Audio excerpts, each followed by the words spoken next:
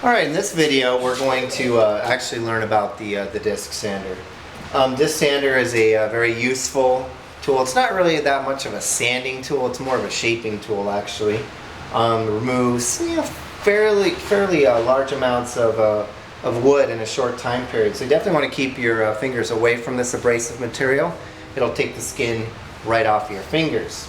Alright, so first thing we need to pay attention to is the direction of rotation of the disc sander, and if we look here on the side, it does have an arrow, and it's going to rotate in the counterclockwise position. That's important because you always want to be sanding on the downward side of the sanding disc. The downward side is actually the safe side of sanding.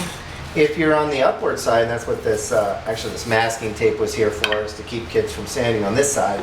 This will actually lift your material up, could throw it at you and possibly injure you and damage the part that you're sanding or shaping. Power switch here, go ahead and turn it on. We'll also turn on the dust collector, and what I really want to do is just make that nice and straight, that cut I made on the bandsaw. It's really hard to cut perfectly straight on the bandsaw. So you're going to push it into the material, and voila, we are sanded to the line. I'll flip that over. Now it does get a little hot, so be careful not to touch the side that you just sanded because it can build up a little bit of heat. A lot of friction building here.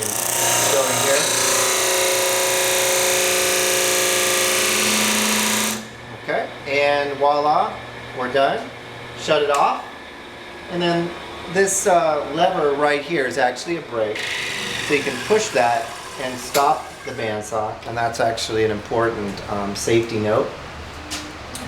Because if somebody comes up to it, they may not notice that it's actually spinning. It gets pretty loud in here, and they could come up and they could get hurt. So make sure you stop it by pushing that lever.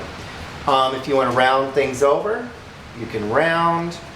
Just make sure you keep your fingers a fair distance. Also, make sure everything's flat to the table when whatever you're doing. No aerial sanding because I could push it, throw the material out of your hands and bounce up and hit you in the face. Okay, and that's really about it. Downward side, keep it flat on the table, fingers away from the disc. When you're done with it, put on the brake. Thanks for watching the disc sander.